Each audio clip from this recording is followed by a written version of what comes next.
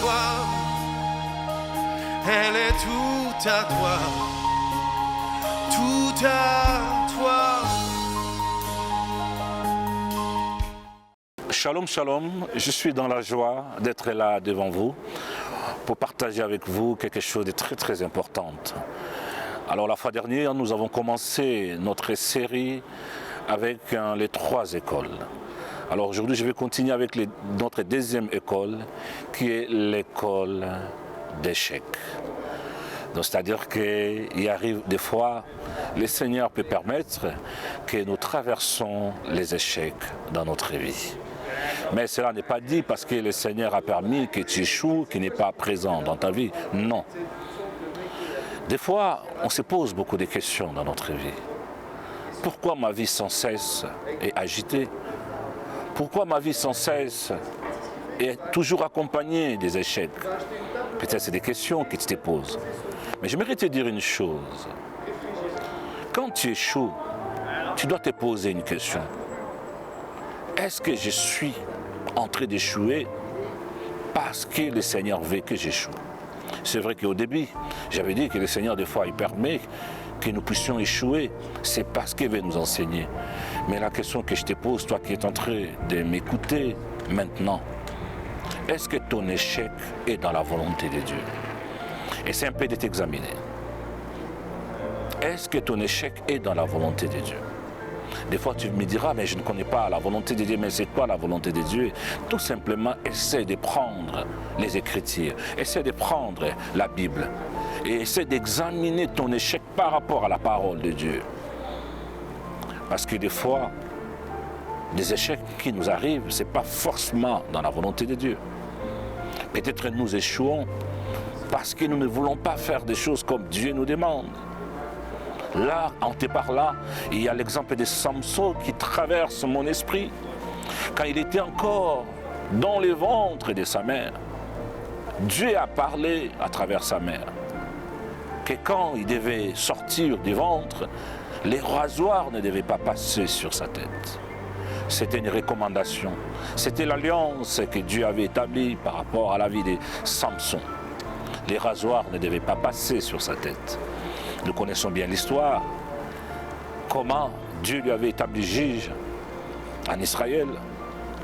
Mais à cause de cette femme qu'il avait eue dans sa vie, elle était une femme qui a tout fait pour retirer la force que Samson avait. Et vous connaissez bien l'histoire de Samson, dont je te demande d'aller lire dans la Bible et d'essayer de voir dans la parole de Dieu qu'est-ce que Samson a connu dans sa vie. Et ses cheveux se retrouvaient par terre. Pourquoi? Parce qu'il avait livré les secrets dont le Seigneur lui avait confiés. C'est pour vous dire que dans la vie on peut échouer, c'est pas parce que seulement le Seigneur veut. Mais par contre, en te parlant, je me rappelle des disciples qui marchaient avec le Seigneur. Un jour, le Seigneur est allé sur la montagne pour prier. Il y a un homme qui a amené son fils qui était malade, qui était rempli par des démons. Cet enfant, il souffrait de la maladie des lunatiques. Ils ont chassé les démons, ils ont prié, les démons ne partaient pas. Par contre, ils étaient dans la volonté du Seigneur. Parce que nous voyons dans Matthieu, chapitre 10, le Seigneur les envoyait des années, ils chassaient des démons, les démons partaient. Et dans Matthieu 10, ils ont réussi, on n'a pas vu l'échec dans Matthieu 10. Quand ils étaient de retour, ils ont dit au Seigneur, nous sommes dans la joie, les démons nous ont été soumis. Mais là, ici, nous voyons les disciples devant cet enfant qui était envoûté de mauvais esprits. Ils n'ont pas pu chasser, ils ont échoué. Je vous assure que c'était un échec. Ils n'ont pas réussi à chasser les démons, ils n'ont pas pu. C'est quand le Seigneur, il va descendre de la montagne, le papa de l'enfant va tomber aux pieds du Seigneur en disant, Seigneur, nous avons tout fait, tes disciples, ils ont prié. Nous sommes dans Matthieu chapitre 17.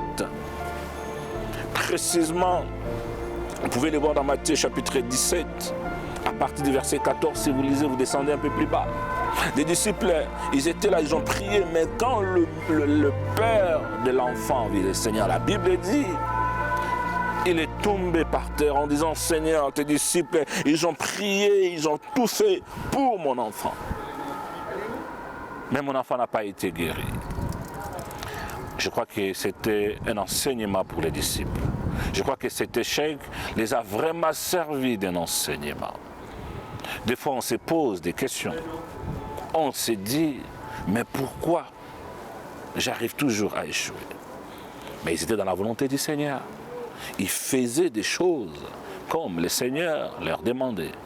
Mais ces jours-là, ils ont échoué. Et c'est là le Seigneur leur dira, c'est vrai dans Matthieu 10, vous avez réussi. Mais là, ces genres de démons, ils peuvent partir seulement par le jeûne et par la prière. Mon frère, ma sœur, toi qui me suis, je ne sais pas ce que tu es en train de vivre comme échec dans ta vie. Mais par contre, ma conclusion, j'aimerais te ramener dans une réflexion. Essaie un peu de regarder ce que tu es en train de vivre dans ta vie. Si c'est un problème, l'ordre moral ou spirituel, essaie de te rapprocher auprès des frères et sœurs dont tu juges compétents pour t'aider dans cette situation. Si c'est l'ordre matériel, je ne sais pas, mon moral, essaie de rapproche-toi des personnes dont tu trouves qui sont compétentes de t'accompagner dans cette situation. Mais quant à moi, j'aimerais te dire une chose. Toi qui es dans le Seigneur qui me suis, l'échec, ce n'est pas le dernier mot de Dieu dans notre vie.